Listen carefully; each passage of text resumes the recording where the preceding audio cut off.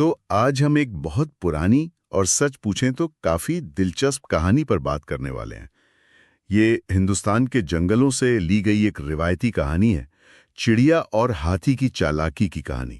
جی، یہ تو ہم سب نے شاید بچپن میں سنی بھی ہو۔ بالکل، ہمارے پاس اس کہانی کا متن ہے اور آج ہمارا مقصد ہے کہ اس میں جو چھپے ہوئے معنی ہیں، کرداروں کے آپ کہہ لیں محرکات کیا تھے، اور خاص طور پر وہ سبق کہ کیسے جو بظاہر کمزور ہیں وہ بھی مل کر طاقتور کا مقابلہ کر سکتے ہیں۔ صحیح۔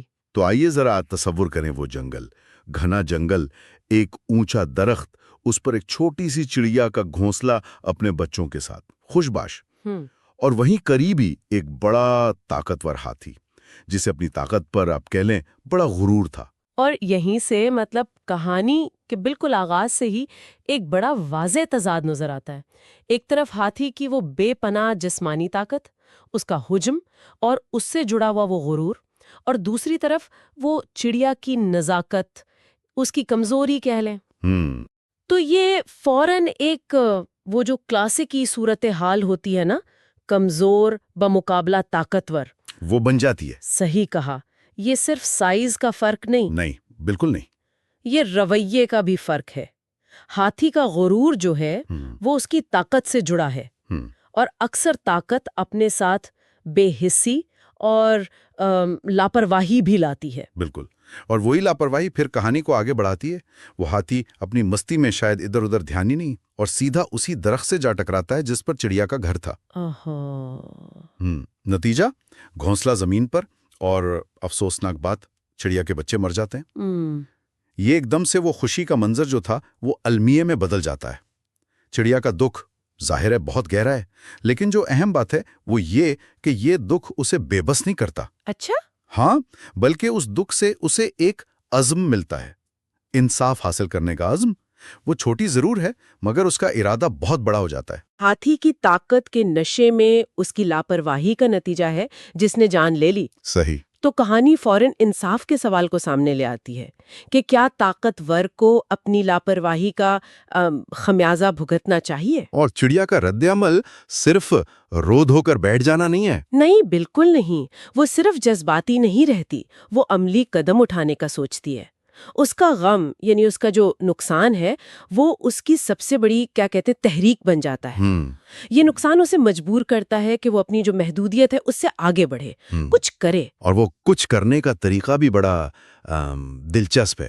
چڑیا فوراً یہ سمجھ جاتی ہے کہ میں اکیلے تو اس ہاتھی کا کچھ نہیں بگاڑ سکتی، یہ تو خود کو ہلاکت میں ڈالنے والی بات ہوگی۔ ظاہر ہے۔ تو وہ اپنی کمزوری کو ایک طرح سے تسلیم کرتی ہے اور مدد مانگنے کا فیصلہ کرتی ہے۔ وہ جاتی ہے اپنے دوستوں کے پاس، ایک مینڈک ہے، ایک مکھی اور ایک کوا۔ اچھا۔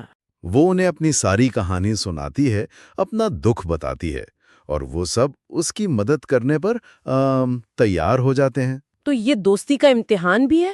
بالکل، اور یہیں سے کہانی حکمت عملی اور اتحاد کی طرف مڑتی ہے۔ وہ جو جملہ ہے نا، سب نے مل کر ایک منصوبہ بنایا، یہ سادہ سا جملہ لیکن یہ کہانی کا پورا رخ بدل دیتا ہے۔ اور اس اتحاد کی جو خوبصورتی ہے وہ یہ نہیں کہ بس تعداد بڑھ گئی، اچھا، نہیں، بلکہ یہ ہے کہ اس میں مختلف بالکل منفرد صلاحیتیں اکٹھی ہو رہی ہیں۔ مکھی کی اپنی صلاحیت ہے، وہ تکلیف پہنچا سکتی ہے، پریشان کر سکتی ہے۔ ہاں، وہ بھنبھناہٹ اور ڈنک۔ بالکل۔ پھر مینڈک ہے، وہ اپنی آواز سے دھوکہ دے سکتا ہے، پانی کا تاثر دے سکتا ہے۔ اور کوا وہ رہنمائی کر سکتا ہے، سمت دکھا سکتا ہے۔ تو دیکھیں، کوئی بھی اکیلے ہاتھی کا کچھ نہیں بگاڑ سکتا تھا، لیکن مل کر وہ ایک ایسا منصوبہ بناتے ہیں جو ہاتھی کی طاقت کو نہیں بلکہ اس کی کمزوریوں کو نشانہ بناتا ہے۔ بالکل، اس کی کمزوریوں کو۔ یہ ایک آپ کہہ لیں اسٹریٹجک الائنس کی بہترین مثال ہے، جہاں ہر ایک کا کردار ضروری ہے۔ صحیح۔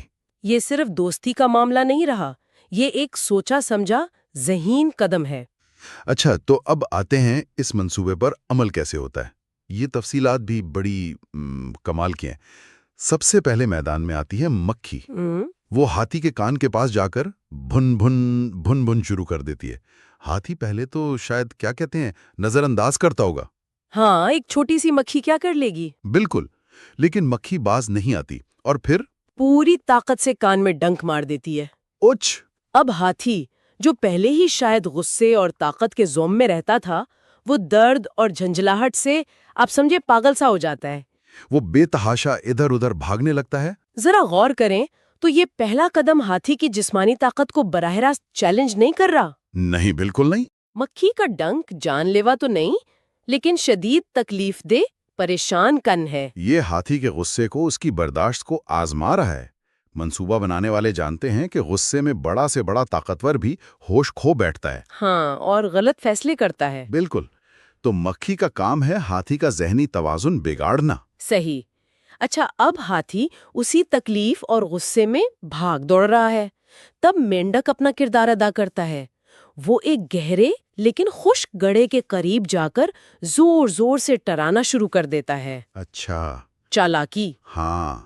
اب ہاتھی جو بھاگ دوڑ سے تھک گیا ہوگا، شاید پیاسا بھی ہو، وہ مینڈک کی آواز سنتا ہے اور فوراً سمجھتا ہے کہ وہاں پانی ہے.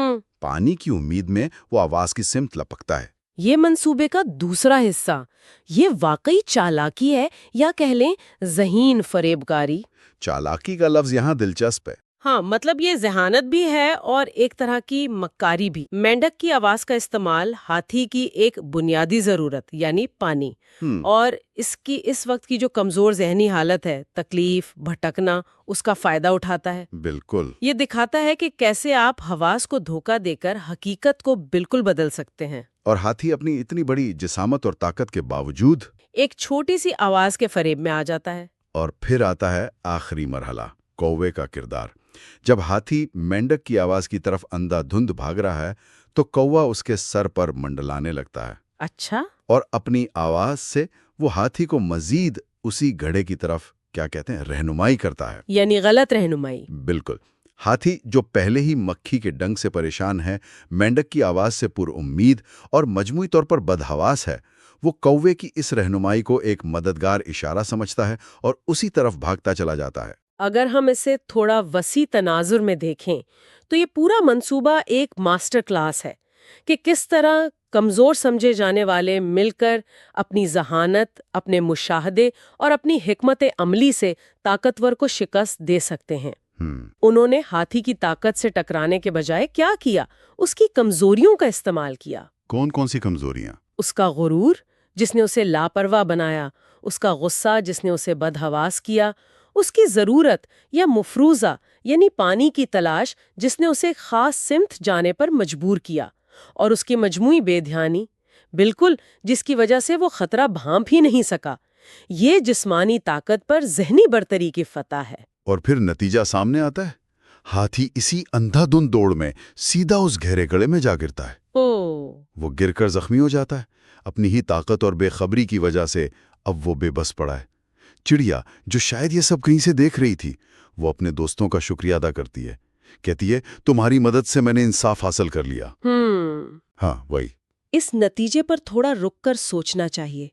انصاف تو مل گیا، ٹھیک ہے، لیکن یہ کس قسم کا انصاف ہے؟ مطلب؟ یہ سزا پر مبنی انصاف زیادہ لگتا ہے نا؟ یعنی غلطی کرنے والے کو تکلیف پہنچائی گئی، کیا یہ متناسب تھا؟ یعنی جتنا نقصان ہوا کیا سزا اتنی ہی تھی؟ کہانی اس پر تو کوئی فیصلہ نہیں دیتی. اور ہاتھی کا غلطی ماننا اور وعدہ کرنا بظاہر تو یہ ایک مثبت بات ہے، لیکن کیا یہ واقعی دل سے کیا گیا اعتراف تھا؟ کیا اس نے واقعی سبق سیکھا؟ یا یہ صرف اس وقت مصیبت سے نکلنے کا طریقہ تھا؟ بالکل.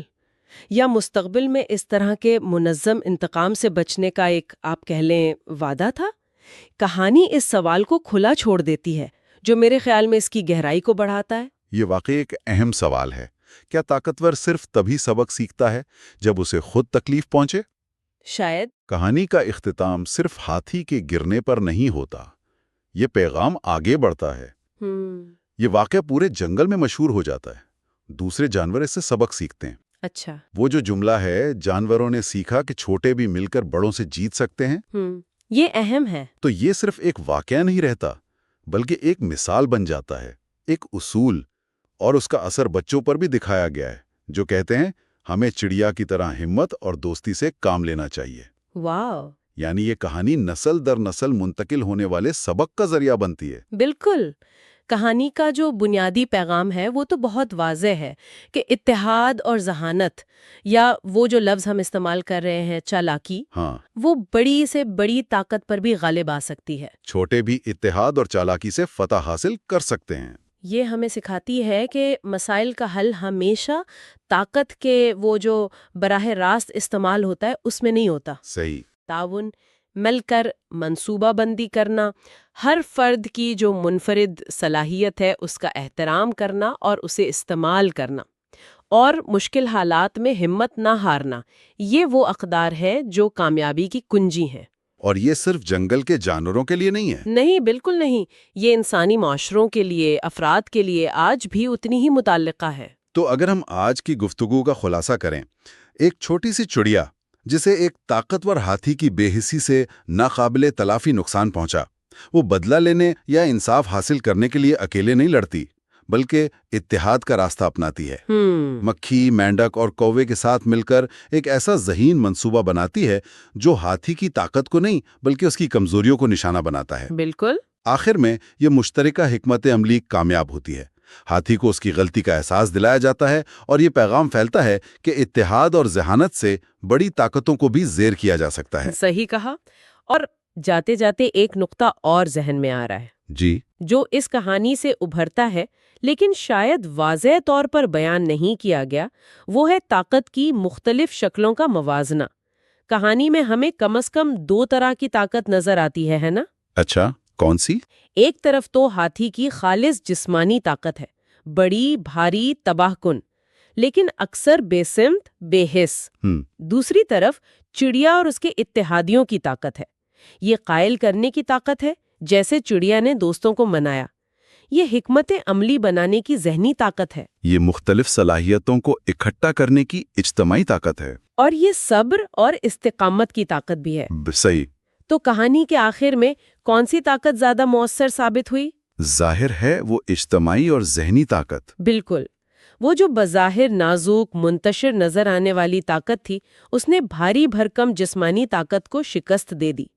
تو یہ ہمیں زندگی میں چیلنجز کا سامنا کرنے کے بارے میں کیا سکھاتا ہے؟ شاید یہ کہ طاقت صرف پٹھوں یا وسائل کا نام نہیں، بالکل، بلکہ سوچ، تعاون اور صحیح وقت پر صحیح حربہ استعمال کرنے کی صلاحیت بھی اصل طاقت ہے۔ ہمیں کس قسم کی طاقت کو زیادہ اہمیت دینی چاہیے؟ واقعی یہ سوچنے کے لیے ایک بہت اہم نقطہ ہے۔ طاقت کی نوعیت اور اس کا صحیح استعمال، اس پر ضرور غور کرنا چاہیے۔ اسی خیال کے ساتھ ہم چڑیا اور ہاتھی کی اس سبق آموز کہانی پر اپنی آج کی یہ گفتگو یہیں ختم کرتے ہیں۔